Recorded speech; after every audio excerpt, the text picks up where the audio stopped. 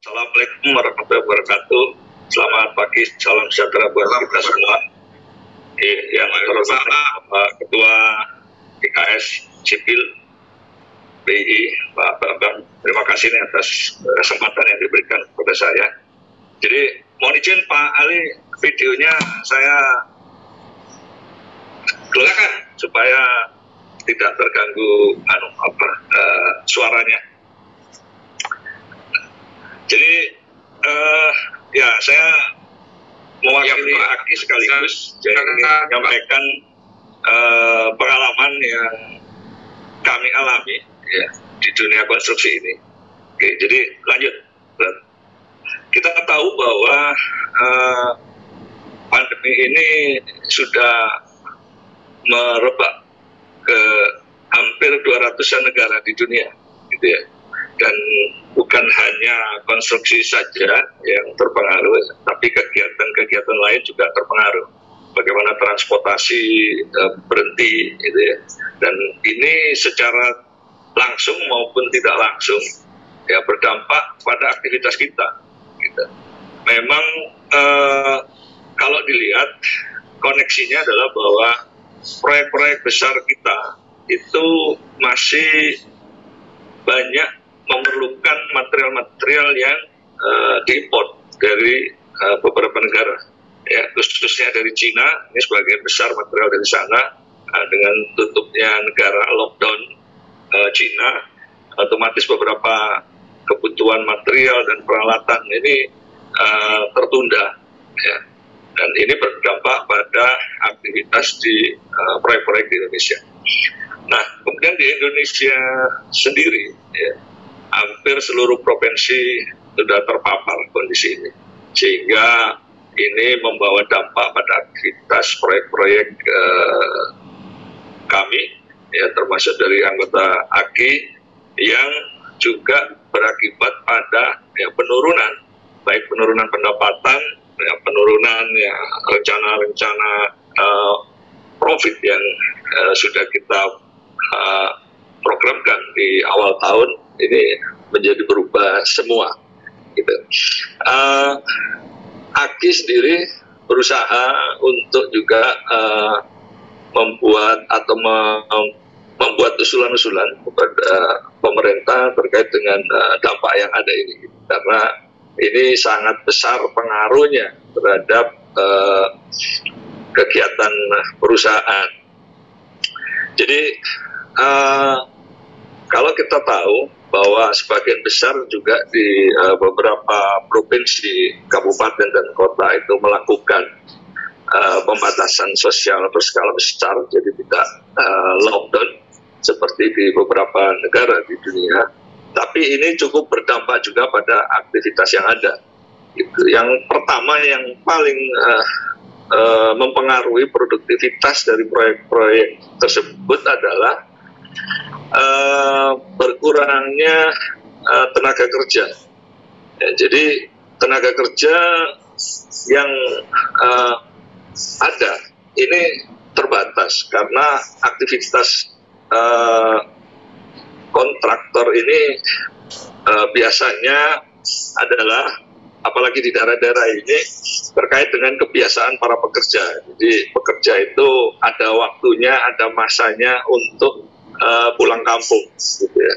Jadi di daerah timur seperti contoh itu setiap 2 minggu atau setiap bulan kalau mereka sudah menerima gaji, mereka ya ingin membelanjakan dulu gajinya sehingga harus pulang, gitu. Nah, kemudian setelah uangnya menjelang habis, mereka kembali lagi datang ke proyek, gitu. Kemudian yang kedua, tenaga kerja yang ahli itu biasanya sebagian juga kita bawa dari Pulau Jawa. Nah, dengan kondisi PSBB yang ada ini, kami mengalami kesulitan, gitu. Jadi kami membatasi juga bahwa para pekerja yang sudah meninggalkan proyek itu tidak diizinkan untuk kembali. Nah, kemudian kalau menambah pekerja pun juga harus menjalani isolasi dulu.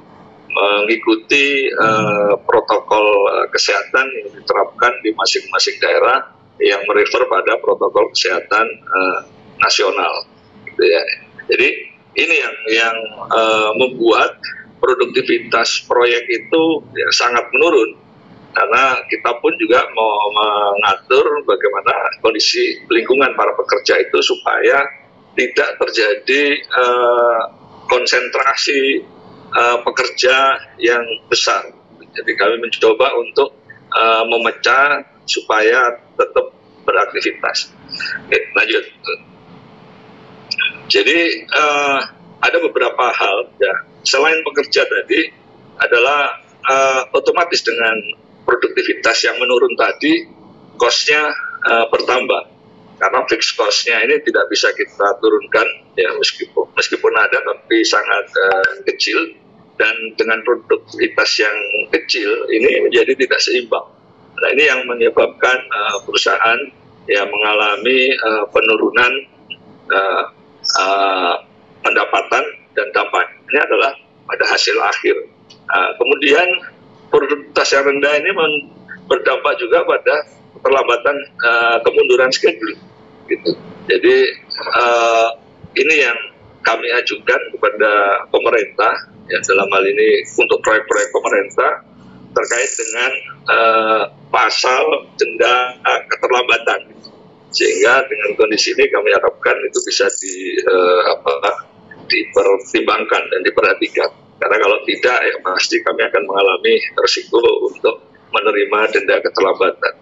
Ya, kemudian ya penambahan biaya lagi karena kita harus memperhatikan PSBB protokol kesehatan ini, perlengkapan peralatan kesehatan harus menyediakan ruang isolasi, kemudian mengurangi jarak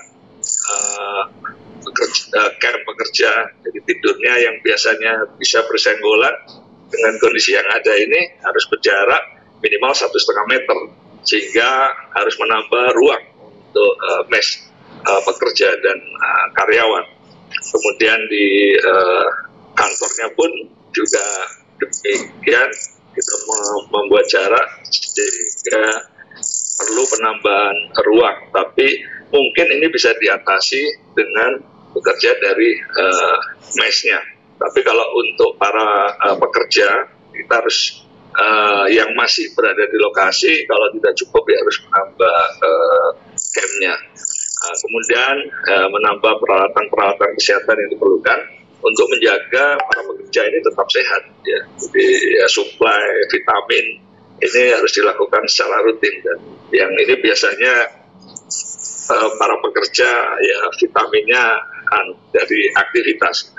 Tapi kalau sekarang ini harus benar-benar kita suplai dengan vitamin C, vitamin D, dan kemudian ya minuman-minuman jamu-jamuan untuk menjaga supaya mereka selalu dalam keadaan sehat. Kemudian terkait dengan material impor, gitu ya. Apalagi ditambah dengan nilai kurs dolar yang naik, ya. Ini juga menjadi beban yang sangat berat bagi kami, gitu. Ya, di samping materialnya mundur, kemudian dengan ada tambahan ini, perusahaan-perusahaan yang mensuplai ini juga mempertimbangkan, gitu, bagaimana kelanjutannya. Dan yang kedua, mereka sebelumnya juga berhenti produksi, sehingga harus nunggu waktu mereka untuk berjalan kembali. Nah, dengan adanya ini yang sangat-sangat membawa dampak kepada dunia konstruksi.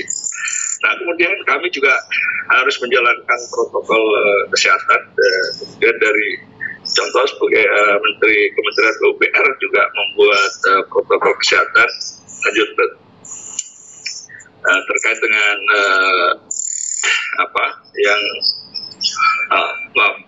jadi ini adalah saya ambil sampel. Jadi kebetulan ini adalah keluhan para anggota.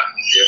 Jadi BPS ini banyak adalah proyek swasta, kemudian utama karya adalah BUMN. Jadi yang saya garis bawahi di Berka Buana ini adalah ada owner yang minta proyeknya dilanjutkan, tapi pembayarannya minta ditunda tahun depan.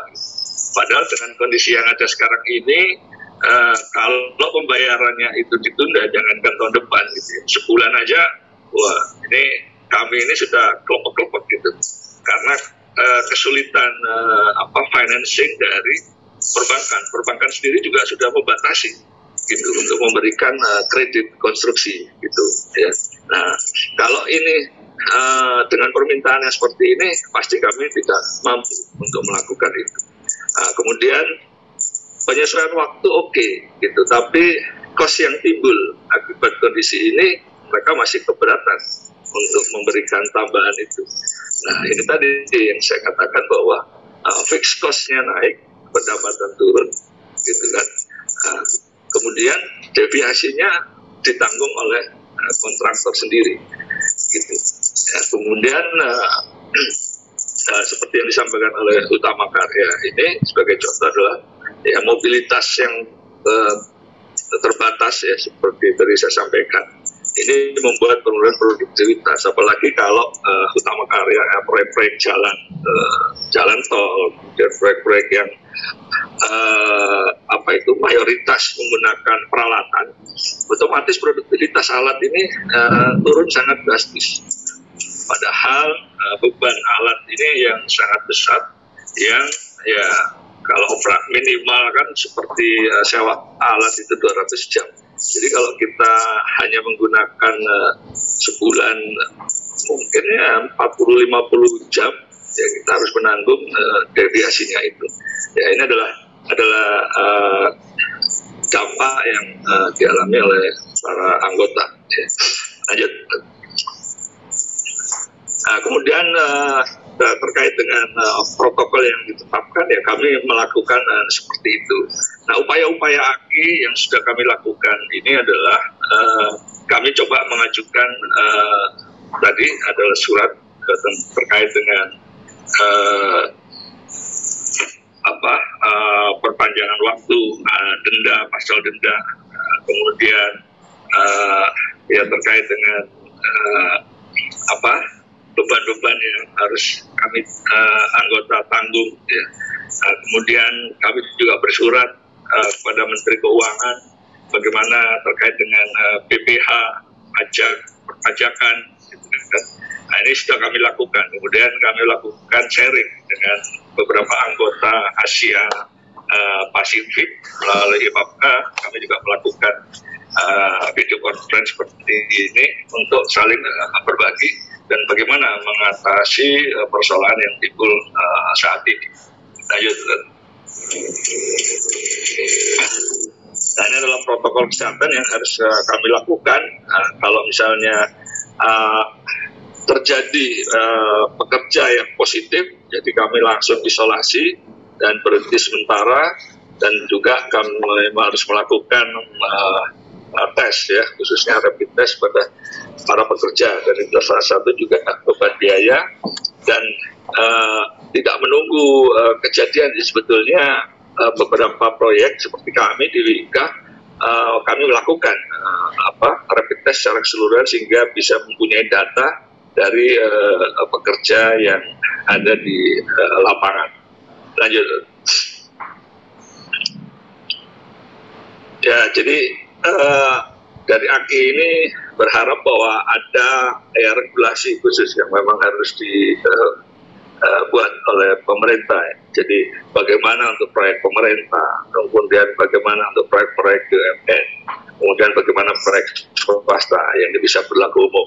Mungkin nanti ada hal khusus bagaimana terkait dengan kesepakatan owner dan para kontraktor, baik itu pemerintah, BUMN atau swasta. Terus kemudian bagaimana terkait dengan pasal-pasal di kontrak, dan kemudian juga perlunya ya eskalasi yang kami perlukan dengan konsep yang perhitungan yang berbeda. Lanjut. Kemudian kami akan melihat apa yang ada di dalam perusahaan kami, PT Wijaya Karya Persero Tbk, ya, yang kami mencoba untuk melakukan stress test. Jadi awalnya kira-kira sebulan yang lalu kami mencoba untuk mengamati, menganalisa bagaimana kalau kondisinya ringan. Kondisi ringan ini artinya COVID ini berhenti di bulan Mei. Nah, kemudian bulan Juni mulai start up. Ya, Juli sudah beraktivitas mendekati normal. Agustus mulai normal. Tapi ternyata yang ringan ini sudah lewat saat ini. Nah, kemudian kami mencoba untuk menganalisa kalau moderat. Jadi moderat ini COVID ini akan berhenti di akhir Juni. Kemudian aktivitas mulai start di pertengahan Juli, kemudian lanjut Agustus, September sudah mulai meningkat. Nah, ini masih lebih baik. Tapi melihat kondisi yang ada, seperti tadi disampaikan juga oleh Pak Hermanto, Pak Desa, bagaimana kondisi yang ada saat ini, kami agak pesimis bahwa sampai dengan akhir Juni kondisi COVID ini akan berhenti, gitu ya. Jadi mengalami penurunan yang sangat drastis. Makanya kami menganalisa lagi, kira-kira di minggu yang lalu, itu dengan analisa ekstrim yang akan berhenti sampai Agustus, gitu. Sehingga mulai startup itu September, Oktober, jadi praktis proyek hanya berjalan di peningkatan produksinya di November dan Desember. Nah, melihat kondisi yang seperti ini, itu secara umum rata-rata pendapatan kami itu bisa turun sampai 65-70%, gitu. Bahkan ada lebih dari 70%. Ya, ini pun juga analisa juga dari profit pun juga mengalami hal yang demikian. Nah, dengan kondisi inilah perlu strategi bisnis yang kami lakukan. Meskipun ini sebagian ditopang juga oleh proyek-proyek yang berjalan. Di luar negeri, proyek kami yang berjalan saat ini hanya di Taiwan dan Niger di Afrika, dan serta Dubai, ada 3 proyek. Jadi Taiwan menerapkan protokol kesehatan yang sangat ketat dan camp pun setiap saat diperiksa, gitu. Tapi kami mengalami hambatan yang seharusnya bisa menambah pekerja. Saat ini kami belum bisa menambah, sehingga produktivitas menjadi turun. Ini menyebabkan juga overhead yang tidak bisa turun dengan tambahan peraturan tentang perlengkapan kesehatan ini, maka produktivitas produksi yang kami dapatkan ini tidak imbang dengan biaya yang kami keluarkan. Nah, mudah-mudahan Taiwan ini bisa segera pulih sehingga kami bisa segera mengirimkan tambahan pekerja.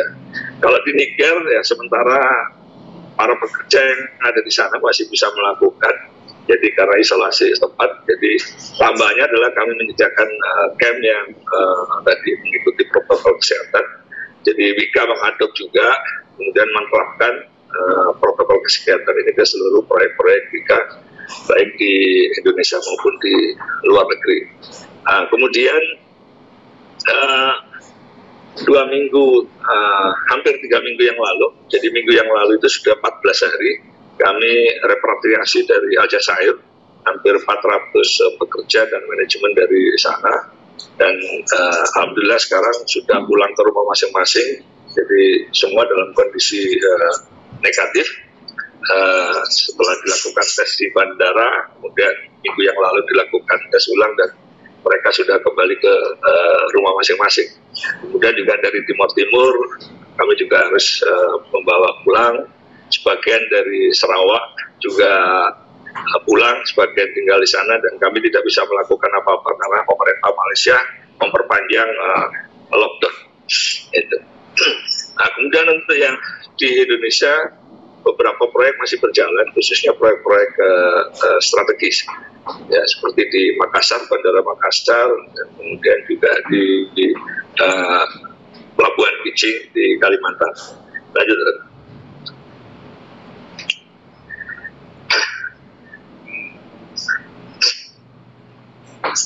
Jadi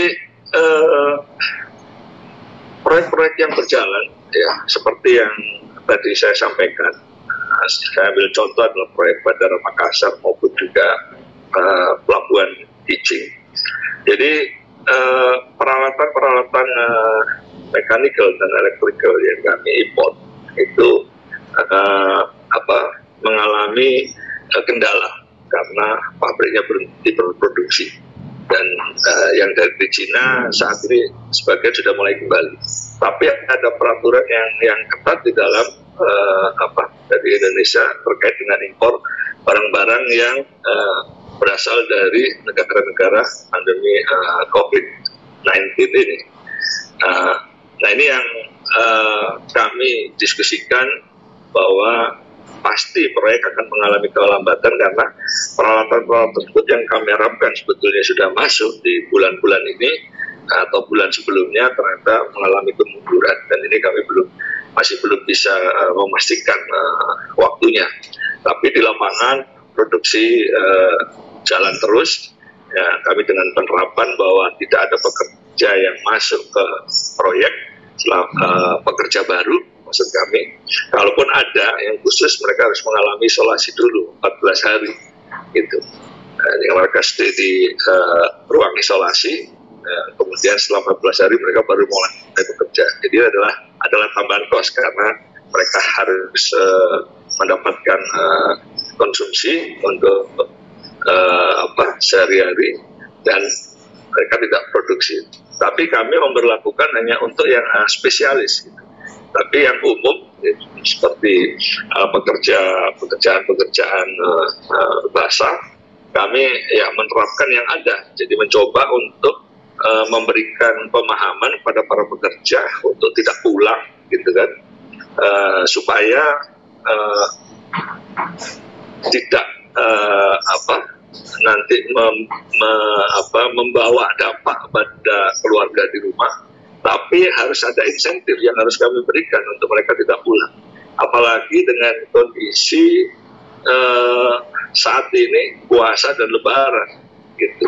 Ya, kebiasaan masyarakat kita ini kan memang kalau lebaran adalah ya mudik bersama. Jadi biasanya seminggu sebelumnya kami harus menyiapkan transportasi yang membawa mereka sampai ke kampungnya. Kemudian menyiapkan lagi untuk membawa mereka kembali. Nah, dengan tidak kita izinkan mereka pulang, ya kita harus memberikan insentif kepada mereka untuk bisa tetap bekerja. Pekerjaan yang kami lakukan, ya saya ambil contoh di Makassar ini adalah selain tadi penerapan tidur mereka sebelum masuk proyek, mereka harus juga cuci tangan. Kemudian kembali ke camp, mereka juga harus melakukan beberapa protokol yang sudah kami terapkan. Kemudian juga membatasi, jadi maksimum ini satu bagian pekerjaan ini mungkin antara 2 sampai 3 orang gitu. Ya, jadi kalau misalnya lebih dari 5 orang, ya ini harus menyediakan APD supaya mereka tidak bersentuhan dan bersinggungan selain menggunakan masker. Nah, dengan peralatan-peralatan ini otomatis mereka bekerja mengalami hambatan sehingga tidak bisa maksimal. Produktivitas akan mengalami penurunan. Nah, kemudian suplai material, suplai logistik ini juga mengalami hambatan sehingga produktivitas menjadi sangat-sangat rendah. Dan menerapkan monitoring, ya. Jadi ada CCTV, menambah CCTV, kemudian menggunakan drone untuk melihat progres proyek yang ada. Lanjut, betul.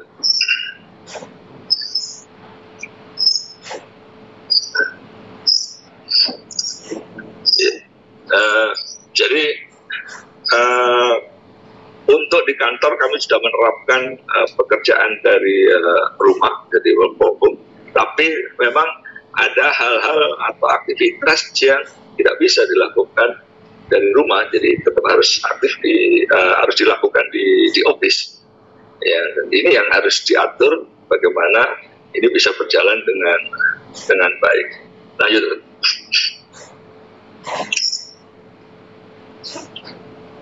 Ya, jadi ini adalah contoh foto-foto ya, sosialisasi edukasi kepada para pekerja, ya, kemudian melakukan tes suhu tubuh gitu ya, sebelum mereka masuk, ya, dilakukan secara rutin.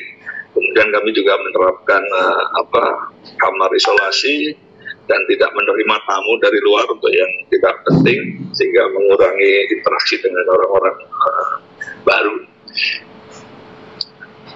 Lanjut.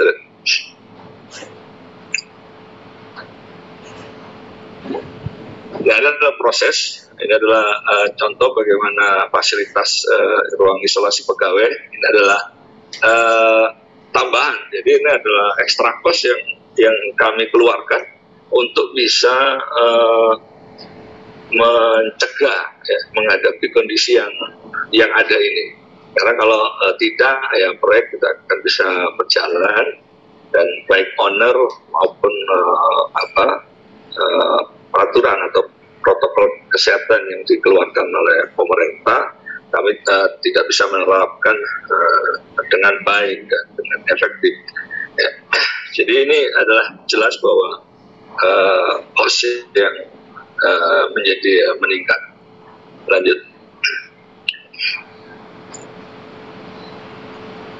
Ya. Nah, ini adalah bagaimana pembatasan di barang kerja, ya, yang biasanya mereka bisa berdempetan, sekarang harus kita batasi dengan cara ini tadi.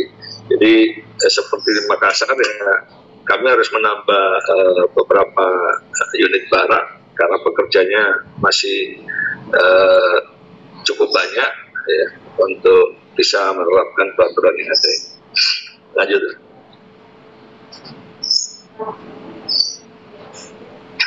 Nah, kemudian Ika juga sudah mulai menyiapkan bagaimana skenario new normal, the new normal gitu ya. Jadi ini yang akan kondisi ini yang akan kami hadapi ke depan gitu. Jadi tadi juga disampaikan oleh Pak Hermanto bagaimana kita mengatasi kondisi yang ada ini gitu.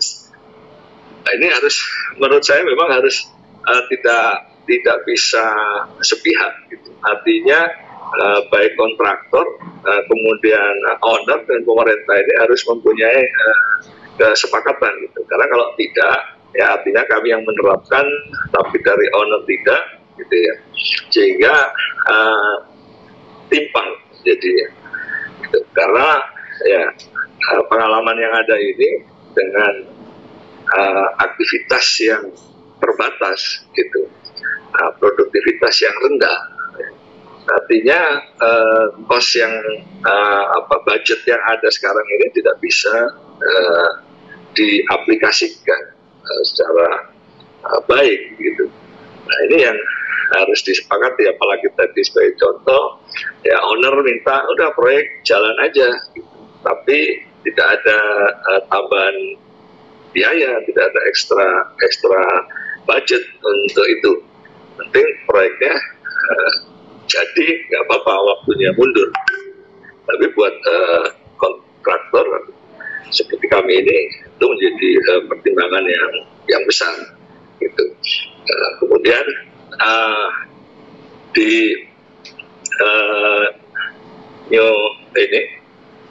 era ini adalah kami akan melakukan tes untuk semua pegawai sebelum kami membagi nanti siapa yang wajib masuk, ya kan.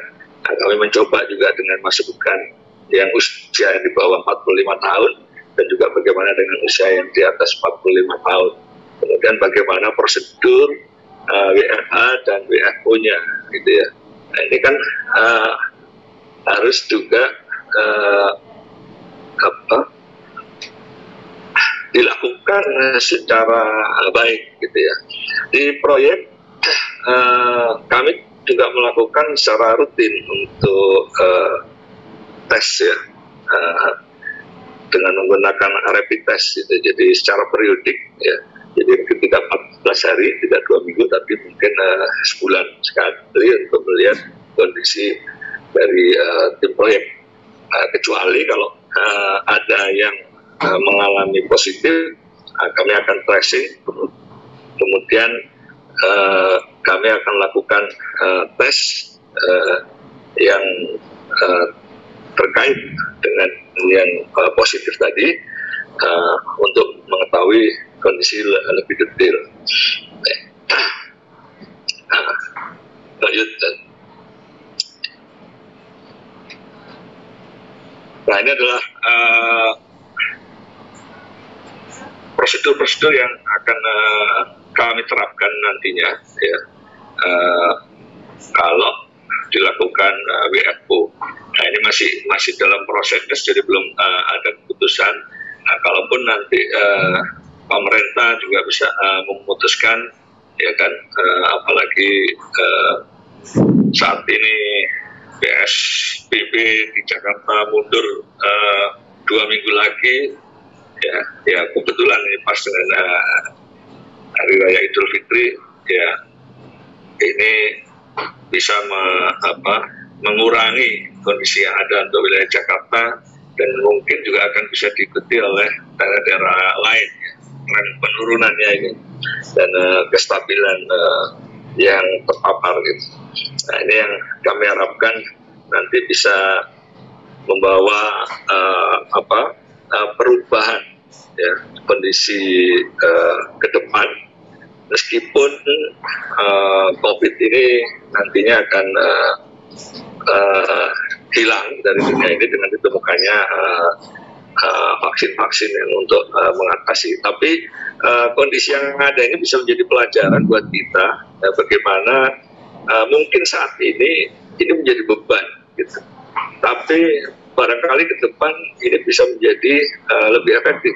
Jadi ya, sebagai contoh, kalau sekarang dengan peningkatan pertumbuhan perusahaan, ya secara otomatis pasti memerlukan sumber daya, jadi tambahan sumber daya gitu. Tapi tambahan sumber daya ini akan berdampak pada tambahan space ruangan, ya, tambahan office gitu ya. Nah, kalau semakin meningkat, tambahnya juga akan semakin besar. Tapi dengan kondisi yang ada ini bisa jadi pelajaran. Jadi mungkin kita tidak perlu menambah space gitu. Katakanlah misalnya ruangan rapat, ya, tadinya kalau kita dengan seperti saat ini dengan 80 orang, kita mau rapat bersama perlu aula, barangkali cukup dengan ya, satu ruang rapat kecil saja kita bisa membahas permasalahan proyek bersama dengan 80 orang, 50 orang dan sebagainya. Jadi ini adalah era baru memang yang akan kita hadapi, yang kita bisa lihat dari segi positifnya. Jadi kalau sekarang ini memang kondisi negatif, ke depan bisa jadi membawa dampak pada efisiensi, gitu kan, tanpa juga mengurangi produktivitas. Nah, ini yang perlu kita analisa untuk kita bisa jadikan pedoman bagaimana cara kerja efektif kita ke depan. Lanjut.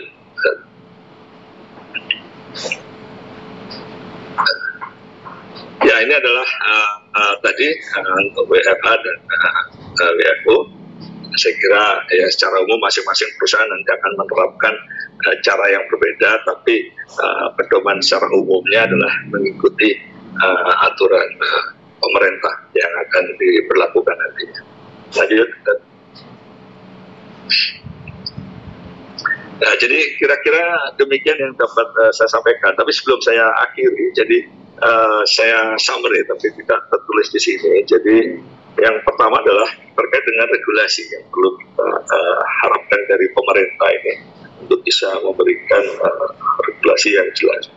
Kemudian pengalaman yang ada ini akan berdampak nanti ke depan adalah bagaimana kita meningkatkan produktivitas, bekerja efektif, itu tanpa tambahan biaya yang besar. Artinya mungkin penggunaan peralatan untuk mengurangi penggunaan tenaga kerja manusia bisa diaplikasikan. Tapi ya bagaimana dengan dampak tentang kondisi tenaga kerja yang ada di Indonesia yang cukup besar ini. Nah, kemudian perlu memberikan pelatihan-pelatihan yang lebih intensif pada para pekerja dengan kondisi yang ada ini sebagai pengalaman untuk bekerja lebih mandiri sehingga produktivitasnya bisa meningkat. Ini adalah segi positifnya. Kalau sekarang ini ya masih belajar, tapi ke depan dengan pengalaman ini saya yakin bahwa para pekerja akan produktivitasnya akan lebih tinggi gitu. Kemudian ya prasarana perbaikan peningkatan prasarana kerja. Jadi pengalaman yang ada di Taiwan bahwa juga di beberapa negara lain bahwa camp ini tidak boleh seenaknya sendiri gitu. Jadi mereka harus tinggal dengan nyaman ya seperti halnya kita, tempat tidur harus ada kasurnya, ya, kamar mandinya, ruang makannya juga terpisah, dapurnya bagus. Karena ini akan berdampak pada produktivitas pekerja. Jadi kalau mereka pagi bangun, udah makan dalam kondisi sehat, nah ini diharapkan produktivitas akan meningkat. Nah, sehingga itu tadi, jadi kalau misalnya mereka yang selama ini 2 orang, 3 orang, mungkin dengan peningkatan produktivitas mereka bisa mengurangi jumlah pekerja tinggal 2 atau 1 orang untuk menyelesaikan pekerjaan yang sama.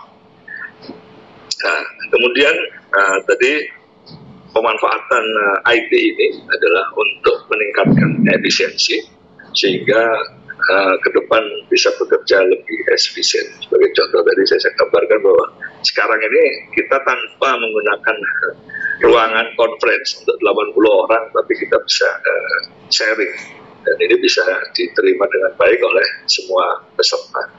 Jadi itu yang saya sampaikan. Mohon maaf bila ada kekurangan dan salah kata. Terima kasih nih Pak Ali. Saya kembalikan kepada Pak Ali dan tunggu nanti untuk tanya jawab. Ya, demikian Pak Ali. Assalamualaikum warahmatullahi wabarakatuh. Waalaikumsalam. Terima kasih Pak Destiawan. Menarik sekali, sangat teratur sekali yang sudah dikerjakan oleh Wijaya Karya ya. Saya banyak mencatat untuk hal ini nih. Oke, Bapak Ibu, kita lanjutkan ke narasumber berikutnya adalah Bapak Insinyur Sutopo Kristanto MM IPU. Beliau adalah Presiden Direktur PT Jaya Konstruksi Manggala Pratama Terbuka. Dengan subtema peran pelaksana konstruksi dalam menghadapi tantangan selama dan pasca pandemi COVID-19. Silakan Pak Topo. Waktunya sekitar 30 menit Pak Topo. Pak Topo sudah bisa online? Sudah. Terima kasih, Pak. Oke, terima kasih. Silakan, Pak. Baik, terima kasih. Yang saya hormati Pak Bambang Guritno, Wakil Ketua BK Sipil BII. Yang kami hormati juga Pak Heri Trizet, Direktur Perurusan Kebijakan, Dirjen Pembiayaan Infrastruktur. Yang saya hormati Bapak Armanto Dardak, Ketua Dewan Pakar BII, dan tentunya sahabat saya Bapak Destiawan, Wakil Ketua Umum AKI, dan juga Direktur di PT Wijaya Karya. Assalamualaikum warahmatullahi wabarakatuh. Waalaikumsalam warahmatullahi wabarakatuh. Saya kebagian peran pelaksana konstruksi dalam menghadapi tantangan selama dan pasca COVID-19. Saya membagi 5 tahapan ini, 5 poin. Next.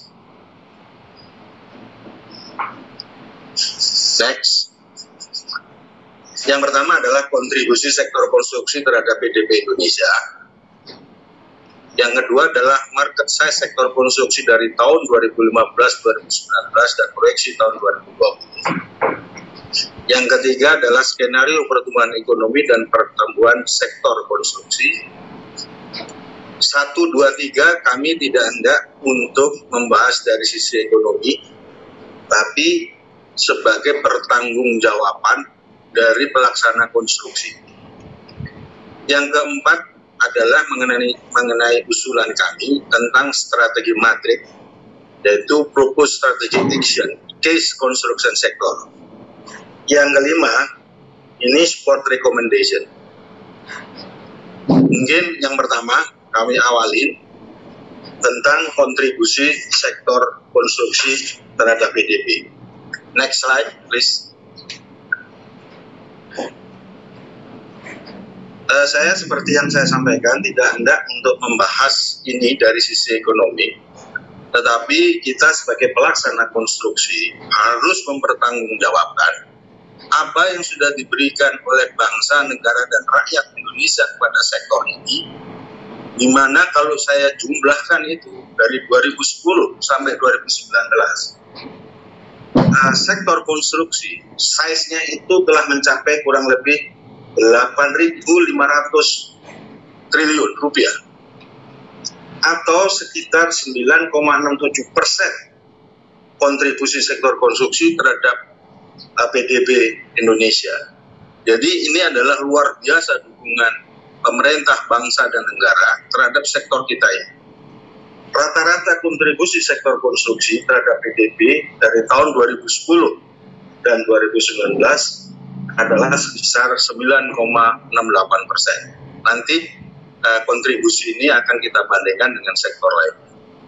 Jadi kita yang pertama, saya tentu mengucapkan terima kasih kepada pemerintah, bangsa, dan negara kita bahwa kita diberikan satu rahmat yang demikian besar untuk kita bertanggungjawabkan nanti. Dan sekaligus apa yang saya sampaikan mungkin ini adalah menjadi salah satu pertanggungjawaban sektor konstruksi, khususnya pelaksana konstruksi. Yang kedua, market size sektor konstruksi kalau saya persempit menjadi 2015-2019. Next slide, please. Itu saya tadi sudah menyampaikan sampai dengan 2019. Ini adalah proyeksi tahun 2020.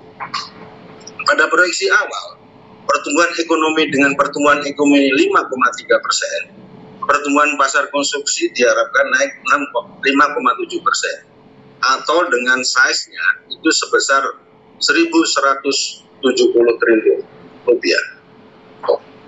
Dalam posisi saat ini, seperti tadi juga disampaikan sama Pak Kristiawan, kami melakukan juga stress test, yaitu skenario 1, skenario 2, dan skenario 3. Skenario 1 itu dengan pertumbuhan ekonomi 2% dan menghasilkan pasar konstruksi sebesar 1.000 triliun.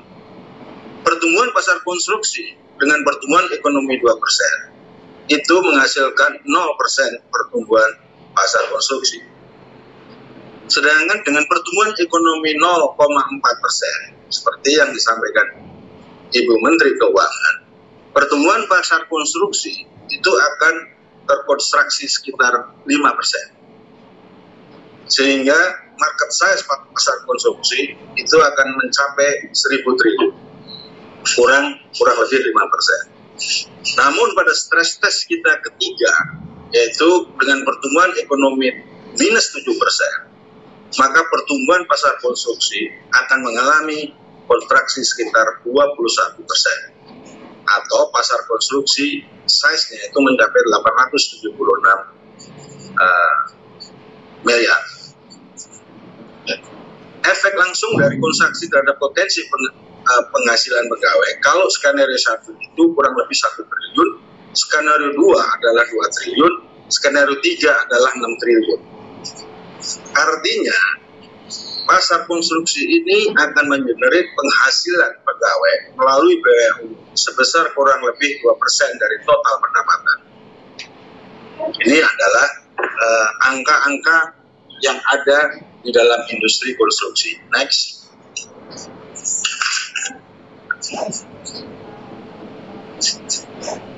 Ini adalah seperti yang saya sampaikan. Share terhadap PDB di konstruksi itu adalah ketiga terbesar di bawah sektor manufaktur, sektor perdagangan, nomor 4, dan pertanian. Saat ini pertumbuhan di kuartal pertama tahun 2020 sektor konstruksi itu masih mengalami pertumbuhan tertinggi, yaitu 2,9% dibandingkan pada tahun yang lalu yang sebesar 5,9. Hingga skenario yang terbaik pada kuartal selanjutnya itu adalah kira-kira pertumbuhan sektor konstruksi akan mengalami kontraksi dari yang direncanakan 5,9. Next.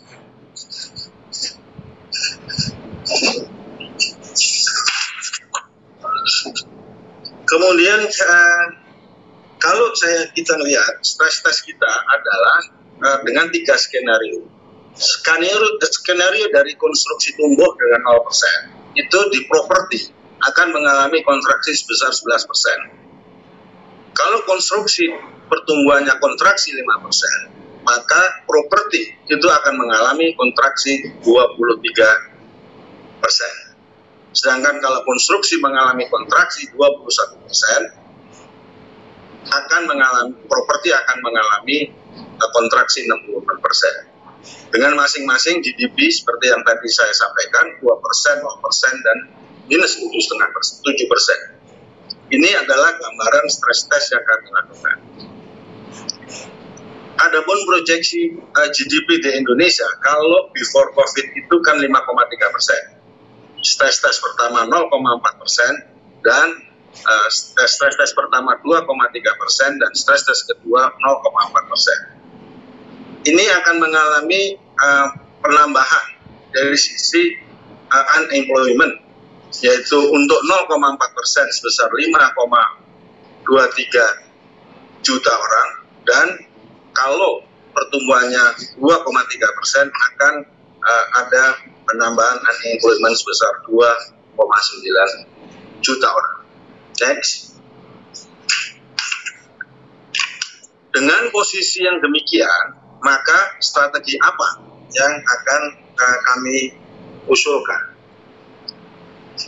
Strategi matrik yang akan kita usulkan itu ada, kita melihat dari sisi severity and duration of economic impact akibat COVID-19, dan tentunya ini adalah juga impact kepada organisasi kita.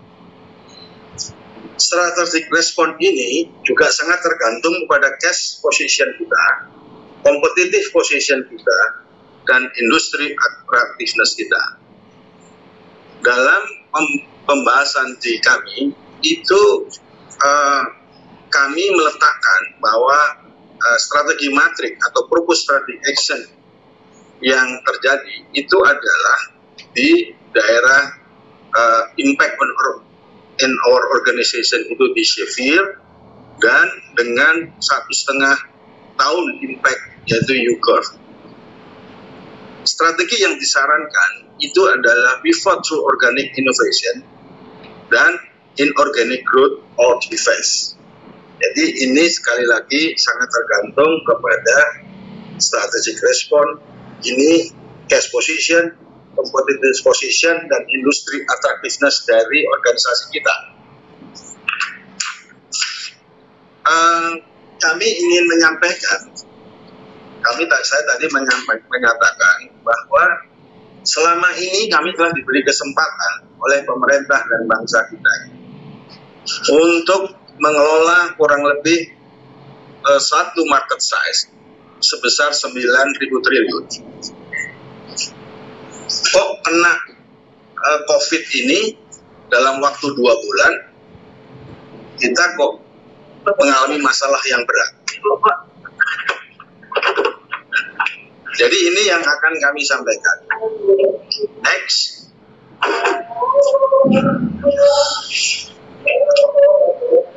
Ini berhenti dulu atau bagaimana?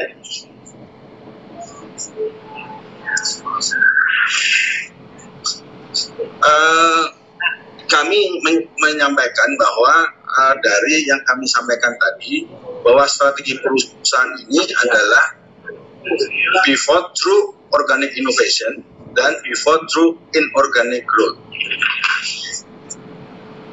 Kami tadi sampaikan bahwa di dalam sektor konstruksi gross margin kita itu kurang lebih adalah 10-11%. Di mana 10-11%, saya tidak memberikan catatan di sini, itu dialokasikan untuk biaya umum dan overhead kurang lebih sekitar 4%, membayar tax sekitar 3%, bunga 1%, dan earning after tax itu kurang lebih 2% sampai 3%. Itulah kira-kira gambaran margin dari sektor konstruksi. Tadi disampaikan bahwa partisipasi kita di sektor investasi seperti yang kami lakukan itu adalah didapatkan dari return on yang kalau udah rapat loh. rame ya. Halo, tolong ininya di unmute aja.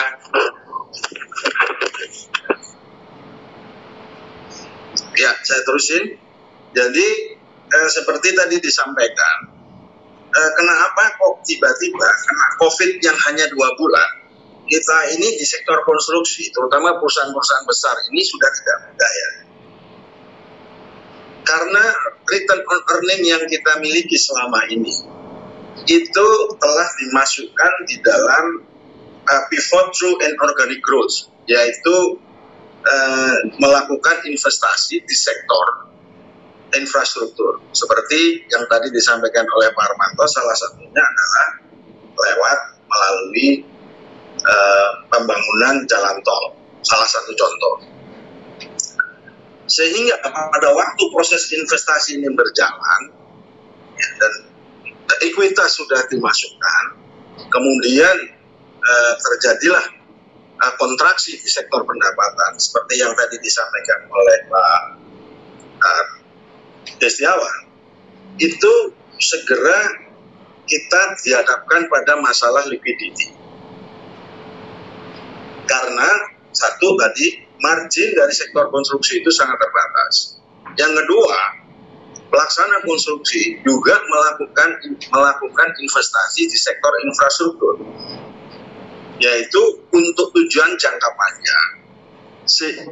Pelaksana konstruksi itu memiliki recurring income. Jadi itulah pivot through inorganic growth yang dilakukan selama ini, yang menyebabkan persoalan likuiditas di sektor ini. Kemudian strategi perusahaan yang dari pivot through organic innovation ini harus dilakukan pada arena main business kita dengan menelaah praktek inefisiensi di semua fungsi, serta mengaplikasikan teknologi dan sistem IT di operasional organisasi. Ini adalah saran sekaligus ini menjadi new norma yang dimaksud oleh Pak Destiawan dan Pak Armanto tadi. Terkait dengan inorganic growth yang kita lakukan, tadi Pak Armanto juga sudah menyatakan bahwa ada juga kontraksi pendapatan di sektor investasi. Oleh karena itu, usul kami di sektor investasi, terutama juga di jalan tol yang menghadapi new norm baru, itu dilakukan juga cek stress test terhadap semua proyek-proyek investasi di jalan tol. Karena apa? Karena ini juga untuk menjamin terjaganya national liquidity. Seperti kita ketahui bahwa likuiditas nasional ini juga terbatas.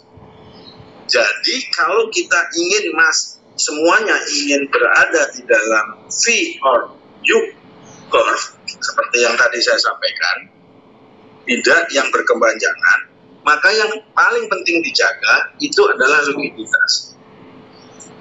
Jadi kami juga mengharapkan bahwa dilakukan stress test juga di seluruh investasi infrastruktur yang diinisiasi baik oleh swasta, itu terutama ditujukan untuk memberikan rumusan insentif apa yang dibutuhkan oleh mereka, dan yang paling utama untuk menjaga national liquidity. Karena jangan sampai national liquidity-nya ini terganggu, maka akan menghantam solvensinya kita, yaitu kita tidak mempunyai kemampuan untuk melaksanakan kewajiban jangka pendek dan jangka panjang kita. Saya kira itu yang bisa kami sampaikan secara ringkas, yang tentunya kami mengusulkan adanya spot recommendation sebagai berikut. Next. Jadi seperti yang tadi, karena kita diharuskan ada organic innovation. Yang pertama di marketing, ini adalah intensifikasi dan ekstensifikasi area dan sektor. Tadi sudah disebutkan sama Pak Des, sampai ke luar negeri sana. Tapi yang paling penting, karena industri kita ini adalah industri yang cyclical. Jadi tadi setiap periode 10 tahunan kita dihantam sama masalah-masalah yang demikian. Sehingga usulan strategic action kita di SDM itu adalah adanya flexible workforce. Jadi kita tidak mengembangkan lagi organisasi yang besar sekali. Ya. Ini bisa dimungkinkan karena adanya new normal, yaitu supply chain management di operasional ini semuanya akan menggunakan berbasis IT. Kemudian yang keuangan, yang paling penting adalah minimize fixed cost, karena kita di industri yang sifatnya cyclical.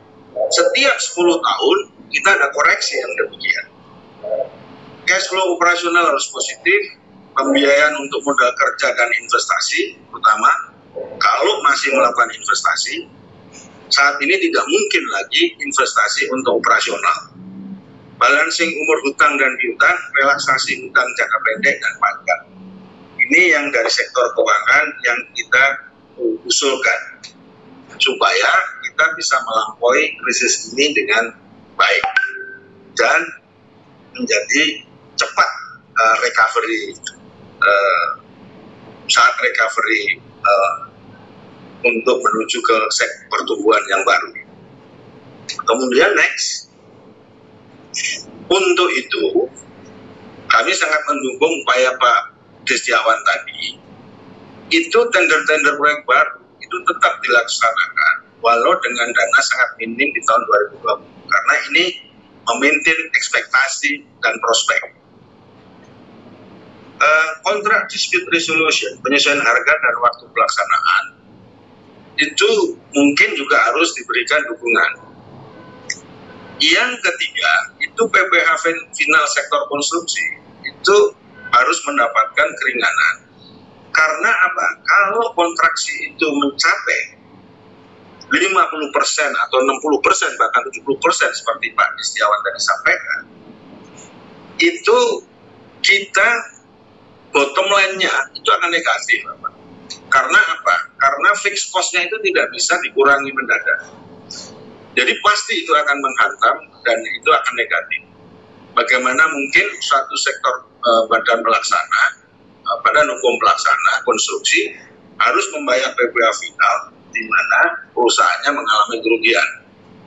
Ini suatu dilema baru kalau skenario sangat berat itu terjadi.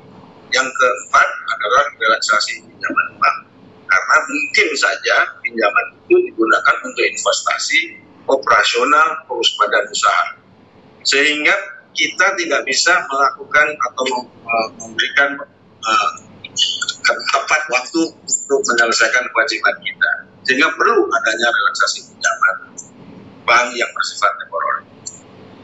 Saya kira itu yang kami ingin sampaikan. Terima kasih atas waktu yang diberikan, dan jika ada kekurangan kami mohon maaf. Selamat Hari Raya Idul Fitri untuk yang menjalankan, dan mohon maaf lahir batin. Terima kasih.